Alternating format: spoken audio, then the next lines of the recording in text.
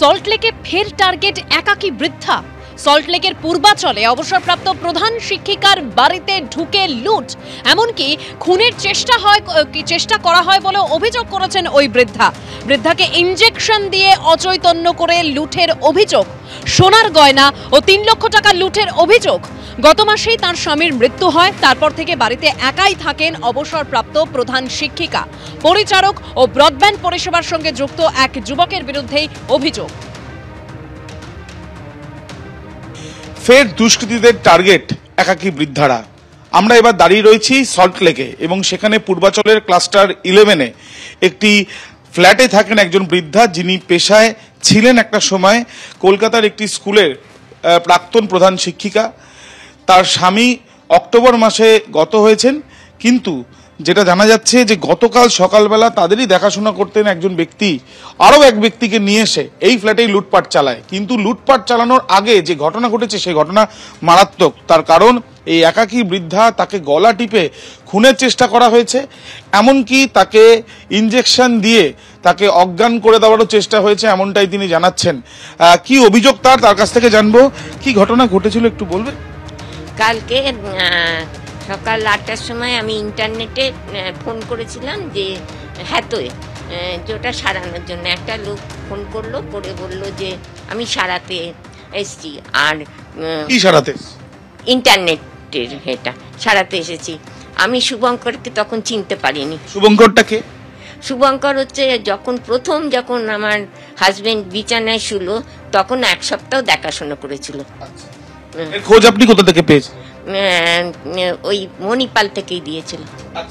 তো এরপর গতকাল কি ঘটনা ঘটলো? মানে একজন সারাতে এলো ইন্টারনেট এবং শুভঙ্করও এলো। হ্যাঁ, দুজনে কি দুজনকে আগে থেকে চিনতো? নিশ্চয়ই চিনতো, নাহলে ওর সঙ্গে করলো কি করলো? তারপরে এসে বলছে যে ওইখানে তো কিছু নেই, এই ঘরে আছে, এই ঘর থেকে লাইনটা দেখতে হবে। দিয়ে আমাকে ধাক্কা মেরে ফেলে দিল। ফেলে আমার গলাটা চিপে ধরে একজন ইনজেকশন দিল। এখনো দাগ আছে এই জায়গায়। ওরাই একটা ইনজেকশন দিল? হ্যাঁ, দিতে আমি অজ্ঞান হয়ে গেলাম। তারপরে লুটপাট চালিয়ে দরজায় তালা দিয়ে চাবিটা ভেতরে ছুঁড়ে দিয়ে চলে গেছে। বাইরে দিয়ে দরজা তালা দিয়ে? হ্যাঁ। কি লুট করলো আপনার বাড়ি থেকে? আমার গায়ে যা গয়না ছিল, গয়না বলতে এক হাতে বালা ছিল, এক হাতে চুড়ি ছিল, আর মঙ্গলসূত্র ছিল। আর আলমারির লকারে ছিল জড়োয়ার সেট। সব সোনা? আমরা সোনা ছাড়া জড়োয়ার সেট, তার সঙ্গে জড়োয়ার কানের দুল, আর একটা হাড়ের মধ্যে একটা লকেট দেওয়া, আর একটা বাউটি, সেটা ব্রোঞ্জের বাউটি, ব্রোঞ্জের পরে সোনা। কি নগদ টাকাও নিয়ে গেছে? হ্যাঁ, নগদ টাকাও নিয়ে গেছে। তা 3-3.5 হবে লাখ। বৃদ্ধা তিনি জানাচ্ছেন যে তার উপরে কিভাবে আক্রমণ করা হয়েছিল এবং পুলিশ তাকে জানিয়েছেন যে বেশ কয়েকজনকে ইতিমধ্যে, অর্থাৎ যাদের বিরুদ্ধে মূলত অভিযোগ বা যারা থাকতে পারে বলে সন্দেহ, তাদেরকে ইতিমধ্যে তাদেরকে ধরা হয়েছে বলেও তাকে জানানো হচ্ছে। তবে এই ঘটনা ফের প্রশ্নের মুখে বৃদ্ধাদের নিরাপত্তার প্রসঙ্গ। তার কারণ সল্টলেক অঞ্চল, সেখানে যে আবাসনে তিনি থাকেন সেই আবাসনের ক্লাস্টার 11-এ তিনি একটি একেবারে গ্রাউন্ড ফ্লোরে একটি ফ্ল্যাটেই তিনি একাই থাকেন।